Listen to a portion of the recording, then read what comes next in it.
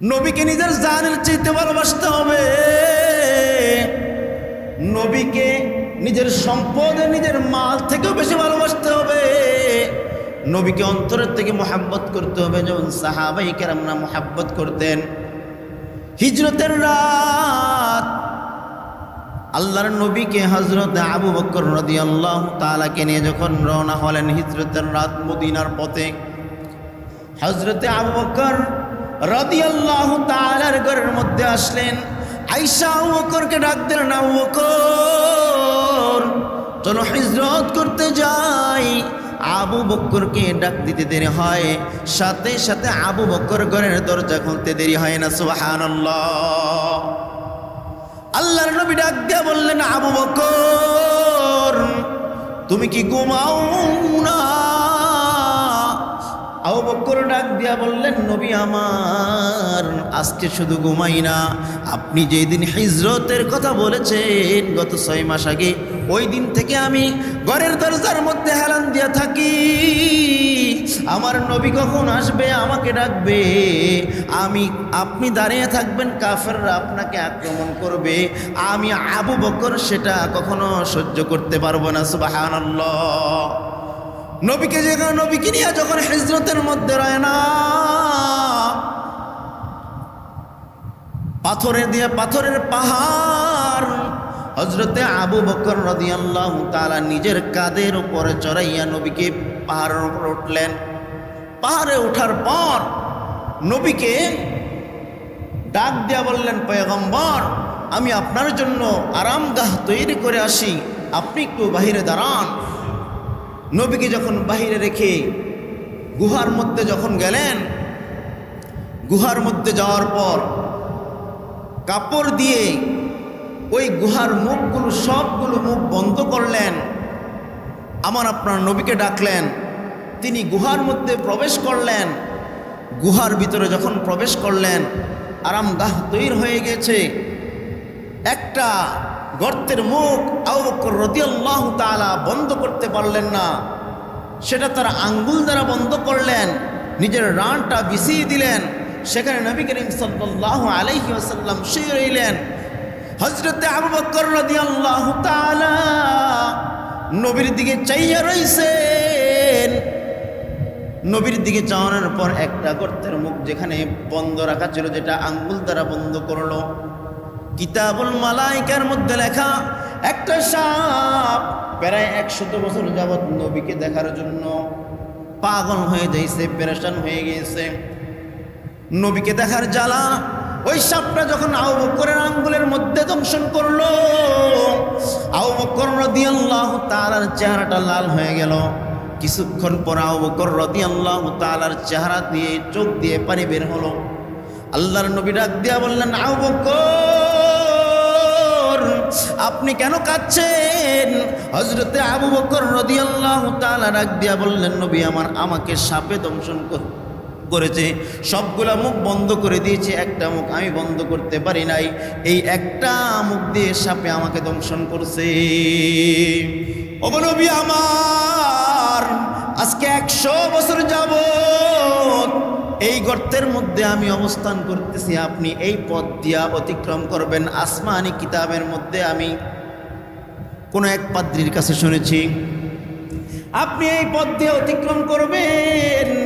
আপনার সাহাবী আবু বকর সবগুলা গর্তের মুখ বন্ধ করে দিয়েছে, আপনাকে দেখার মতো সুযোগ পাই না। যেই মুখ দেওয়া যায় সেই মুখটা বন্ধ, যেই মুখ দেওয়া যায় সেই মুখটা বন্ধ। একটা গর্তের মুখ খোলা ছিল, সেটা দ্বারা আপনার সাহাবী তার আঙ্গুল দ্বারা বন্ধ করে দিয়েছে। আপনার দেখা নিষ্ঠুর জ্বালা আমি সহ্য করতে পারি না, এই জন্য আপনার আবু বকরকে আমি দংশন করছি। পয়গম্বর আপনি আমাকে ক্ষমা করে দিবেন। সুবহানাল্লাহ।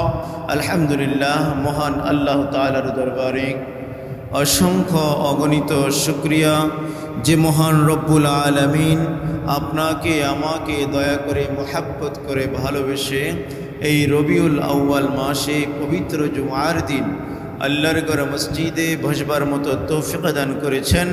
এজন্য কালিমাতুশ শুকর আদায় করি, আলহামদুলিল্লাহ। পৃথিবীর মধ্যে অনেক মানুষ আছে নিজেকে অনেক পরিমাণ বিলীন করে দিয়েছে, এতটা পরিমাণ তারা দুনিয়াকে এতটা পরিমাণ গেরাও করে রেখেছে, দুনিয়াকে তারা এতটা পরিমাণ মহাব্বত করে রেখেছে। দুনিয়া তাদেরকেও ছাড়তে চায় না, তারাও দুনিয়াকে ছাড়তে চায় না।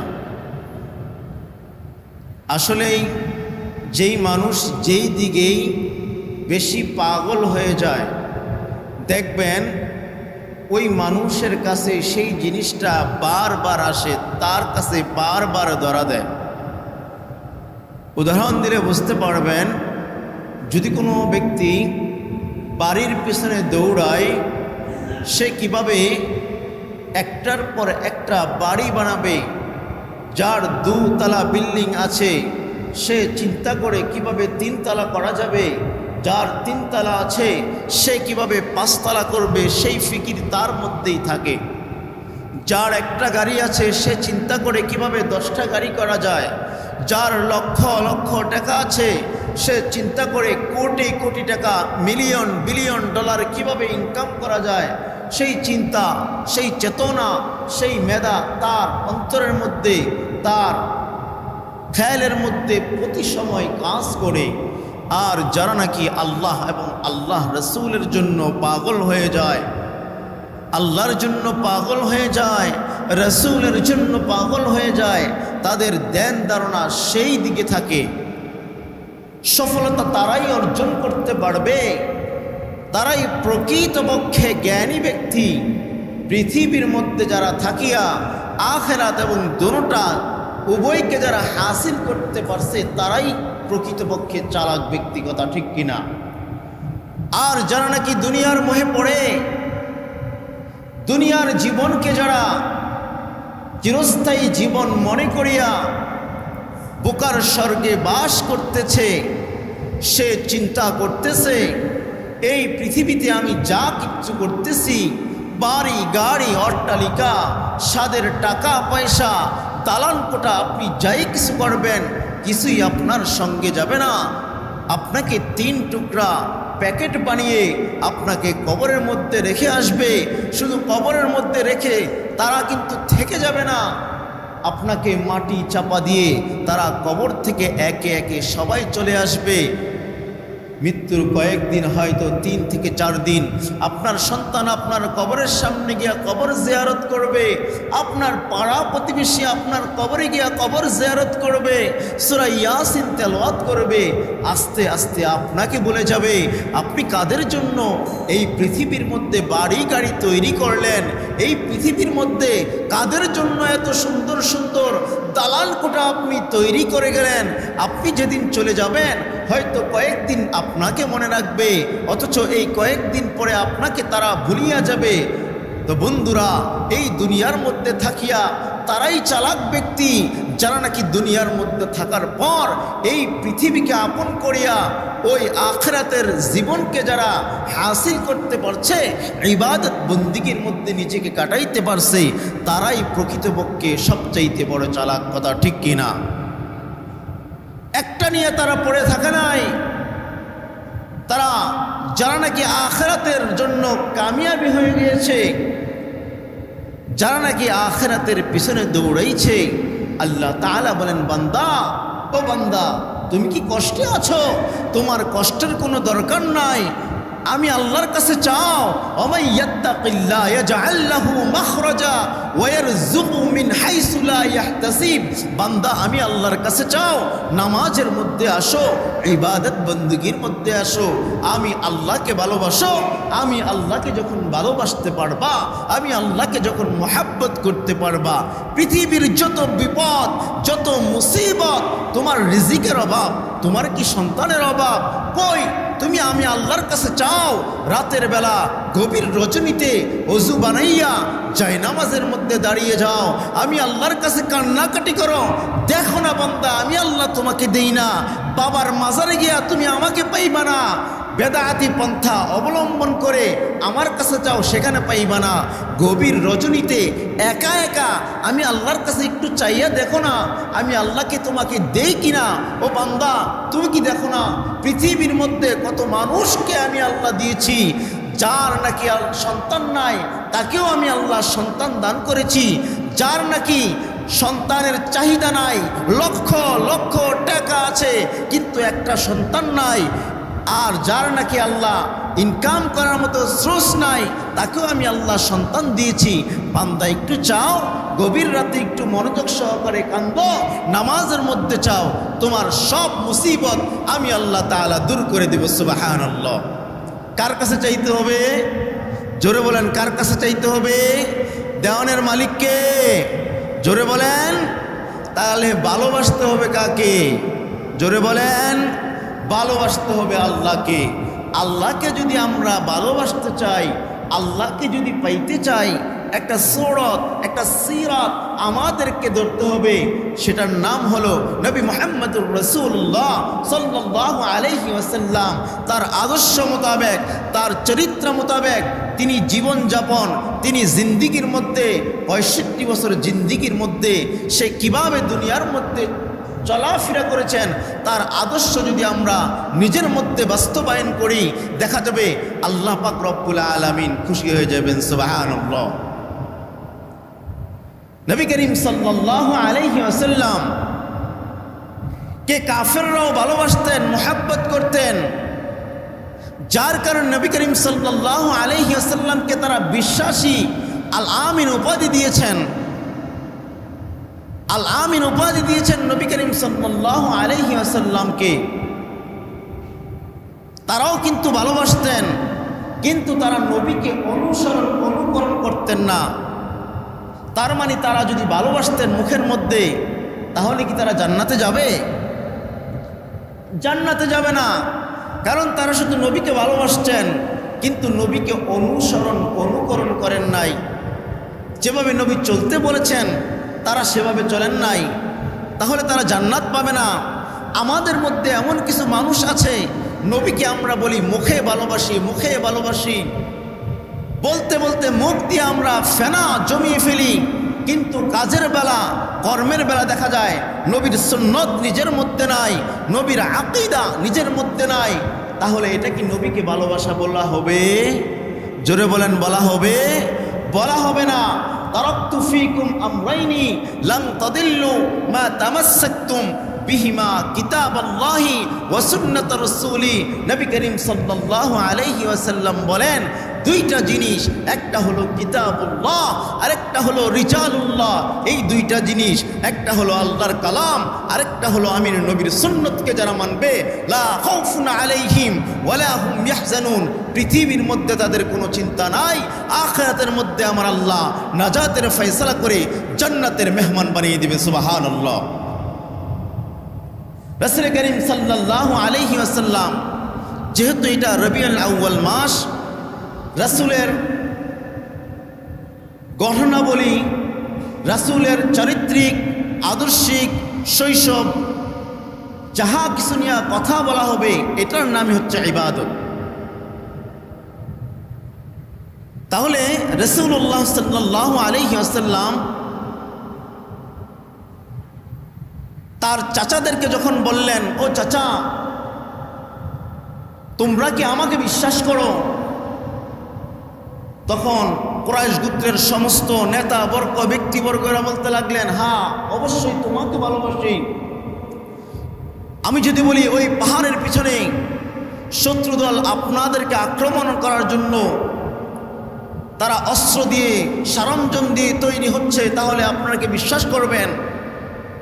তখন কুরাইশ বংশের যত নেতা কর্ম আছে, লোক সকল আছে, তারা বলতে লাগলো, ও আব্দুল্লাহর পুত্র মুহাম্মদ, তোমাকে আমরা আল আমিন বলে উপাধি দিয়েছি, তুমি সত্যবাদী, তুমি কখনো মিথ্যা কথা বলতে পারো না।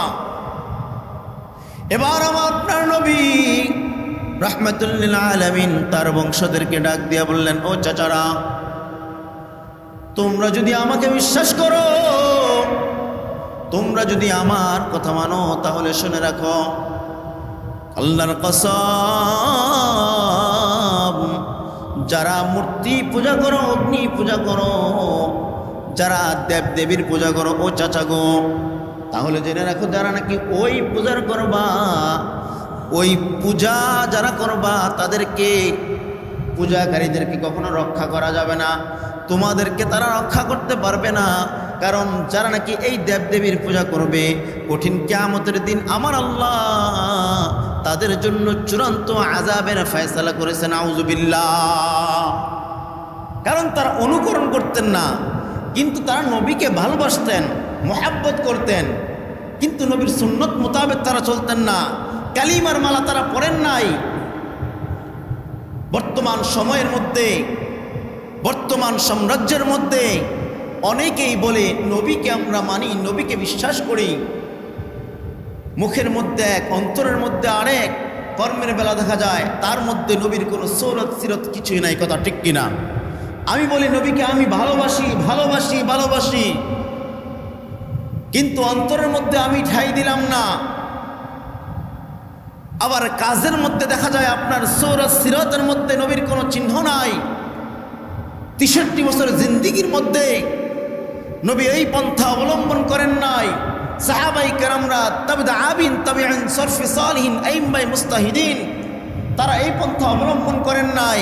কিন্তু আপনি মনে করেন যদি একটু আগ বাড়িয়ে করতে চাই তাহলে দেখা যাবে এটা সওয়াবের অন্তর্ভুক্ত হয়ে যাবে। আপনি নাকি যেটাই আগ বাড়িয়ে করতে যাবেন এটা হলো বেদাতের অন্তর্ভুক্ত। কথা ঠিক কিনা? নবীকে মুহাব্বত করতে হবে। লা ইউমিনু আহাদুকুম হাত্তা আকুনা আহাব্বা ইলাইহি মিন ওয়ালিদিহি ওয়া ওয়ালাদিহি ওয়ান নাসি আজমাঈন। লা ইউমিনু আহাদুকুম হাত্তা আকুনা আহাব্বা ইলাইহি, নবীকে এতটা পরিমাণ মুহাব্বত করো, এতটা পরিমাণ নবীকে ভালোবাসো। লা ইউমিনু আহাদুকুম হাত্তা আকুনা আহাব্বা ইলাইহি মিন ওয়ালিদিহি ওয়া ওয়ালাদিহি ওয়ান নাসি আজমাঈন, যতক্ষণ না পর্যন্ত তোমার মা, তোমার বাবা, তোমার সন্তান সন্ততি থেকে আমি নবীকে তোমরা যতক্ষণ পর্যন্ত ভালোবাসতে পারবা না, তোমরা ততক্ষণ না পর্যন্ত প্রকৃত মুমিন হতে পারবা না। নবীকে নিজের জানের চাইতে ভালোবাসতে হবে, নবীকে নিজের সম্পদ, নিজের মাল থেকেও বেশি ভালোবাসতে হবে, নবীকে অন্তরের থেকে মুহাব্বত করতে হবে। যেমন সাহাবায়ে কেরামরা মুহাব্বত করতেন।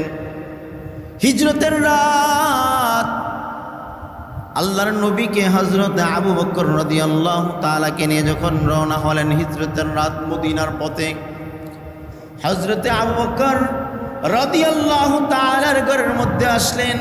আয়েশা আবু বকরকে ডাক দিলেন, আবু বকর চলো হিজরত করতে যাই।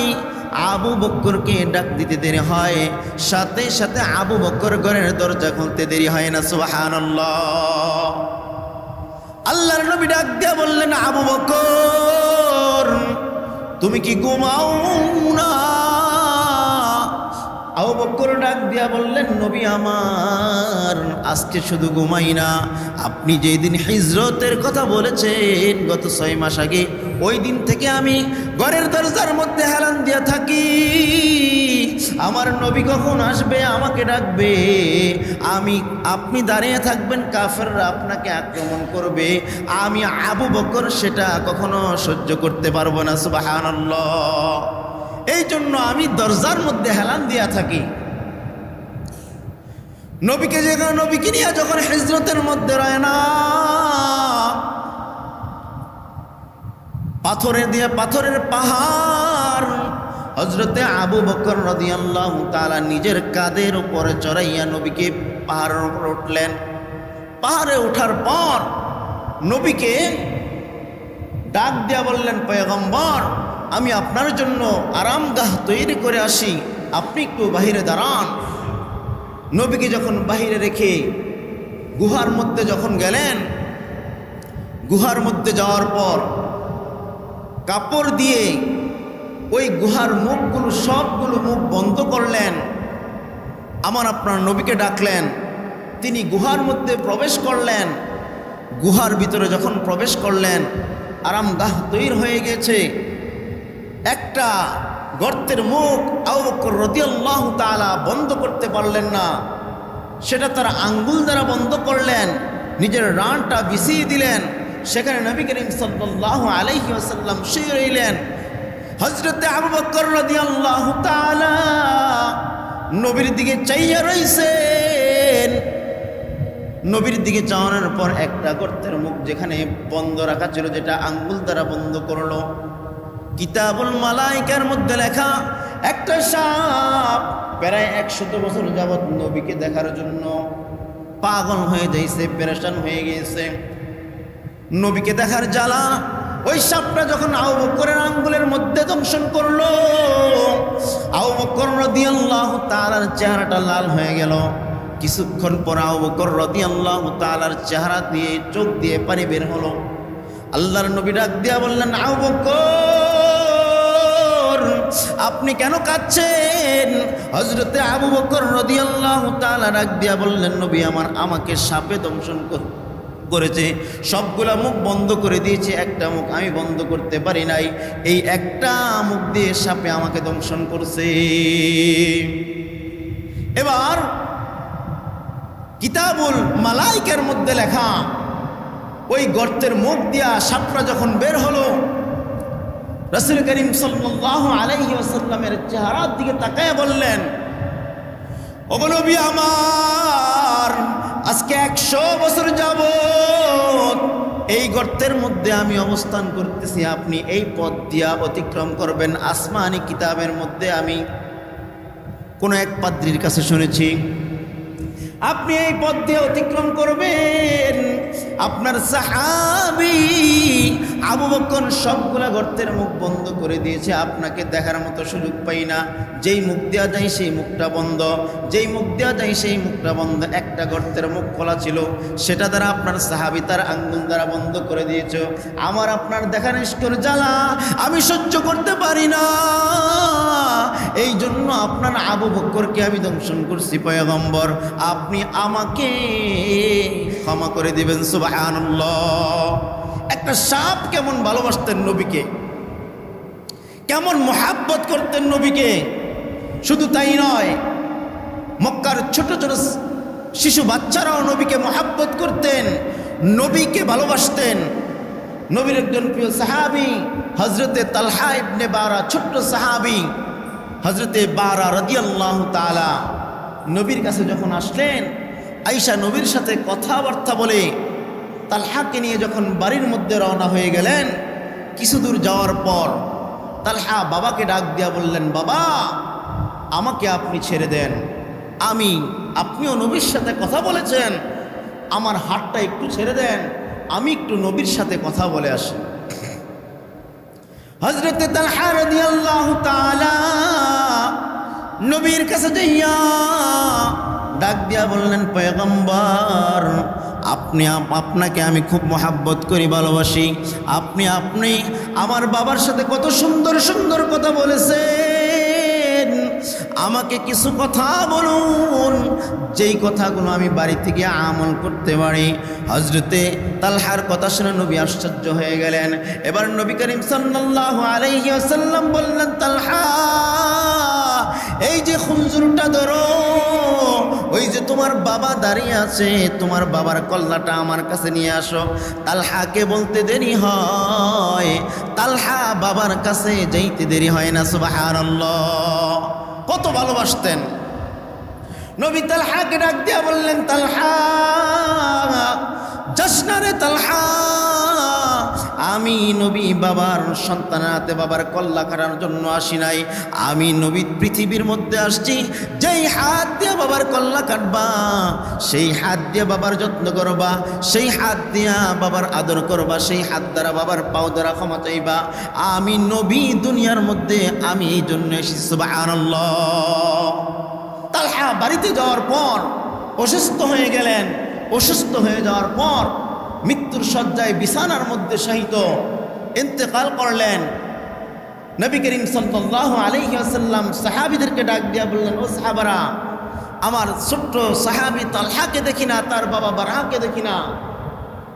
যখন বারা রাদিয়াল্লাহু তাআলা মসজিদে নববীর মধ্যে আসলেন, তখন বারাকে ডাক দিয়া বললেন, আমার ছোট্ট সাহাবী তালহা কোথায়?